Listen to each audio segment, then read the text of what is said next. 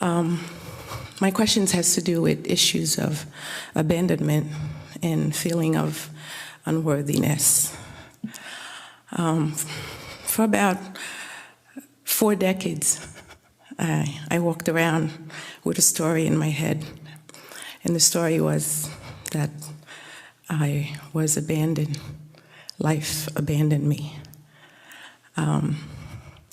My life situation had it so that my mother did give me away shortly after birth, and so I grew up with someone else. But I felt abandoned by my mother, and then later on, with more challenges of life, I felt that life abandoned me, even though I reconnected with my mother later on, but I always had this issue. So I heard of your teaching, I read your book, and then I realized I could have never been abandoned by life. I and life are one. How could I have been abandoned? Yeah. So I thank you for that. I thank you from the bottom of my heart. Thank you. I brought tissues.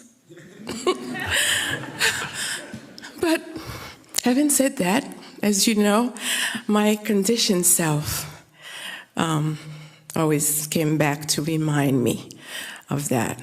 So I have issues when I'm around people, powerful people. You're powerful, but I don't feel like that around you. I hope not. But when I'm around wealthy people, especially, like if I met the president, you talk about the story of the CEO versus the janitor in your book, and yeah, at work I can talk to the janitor. I feel like, well, he's the janitor, so I have a chip on my shoulder. Hi. But when the CEO's coming, I'm like, I'll get the door for you. So how can I stay present? I feel like my ego has moved into that direction, because I can be around here, I feel okay. But when I'm with those people I mentioned, I lose it. I feel small, I feel insignificant. If I could become an ant in the room, I would. Yes. Okay. Thank you. Thank you.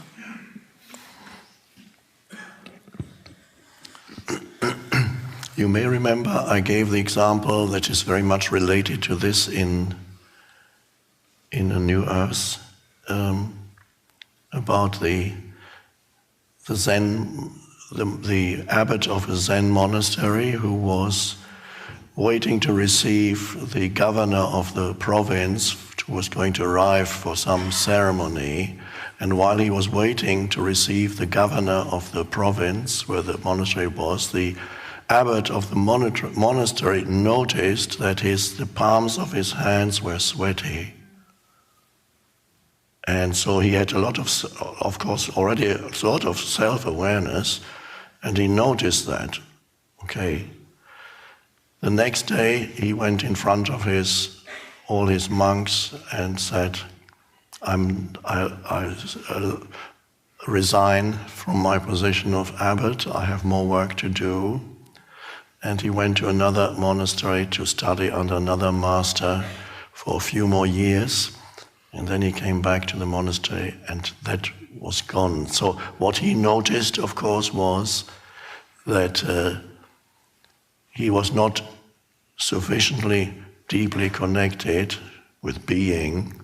He was becoming nervous in the presence of somebody who, in the eyes of the world, was important. And that showed to him that he wasn't deeply enough connected with being. So there is still not the connectedness with being needs to deepen so that you can sense who, or we could even say, you can sense who or what you are at the deeper level that transcends the form.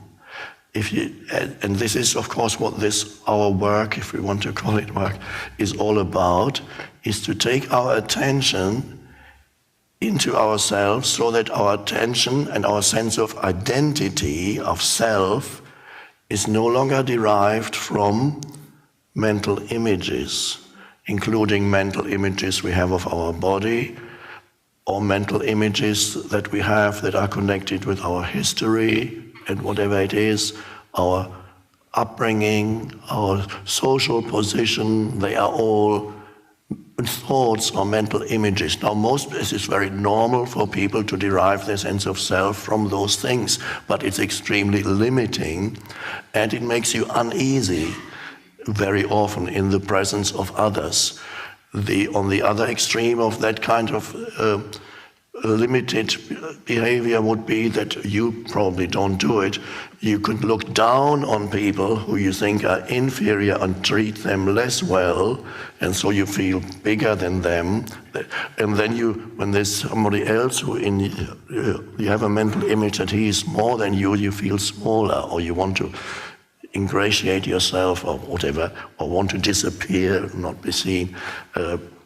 So this is why I mentioned in A New Earth to observe yourself, to see, and again, self-observation, not easy. It needs a certain degree of awareness. You already know it, but I'm just briefly saying for others, to observe yourself, to see whether the way in which you behave with different people differs according to social position and or whatever you want from those people. I mentioned the example in A New Earth. Is the way in which you speak to the janitor the same as the way in which you speak to the CEO of the company, or is it different? You need self-observation to know that, and that will tell you to what extent you identified with the conditioned me in the head. So if you become still and discover your essential reality as the being, not the human, to use this terminology, to feel the consciousness that you are, the life, the consciousness that you are. As you know, you were never abandoned by life, because you are life. Without life, there's no you. You are an expression of the one life. So you were never abandoned, you were always one with, not more than supported by life, one with life. Because if you say, I'm supported by life, you're still creating a duality of me and there's life somewhere supporting me. You are life, the life that you can feel within.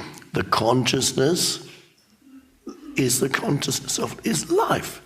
So if you can feel yourself as the unconditioned consciousness, the awareness, the presence. Another way we used the other day here was to ask yourself, what does it feel like to be you? Not the mind-made you, but the essential presence of you. If you can feel that essential presence and then meet the janitor or the CEO, you will meet exactly the same person.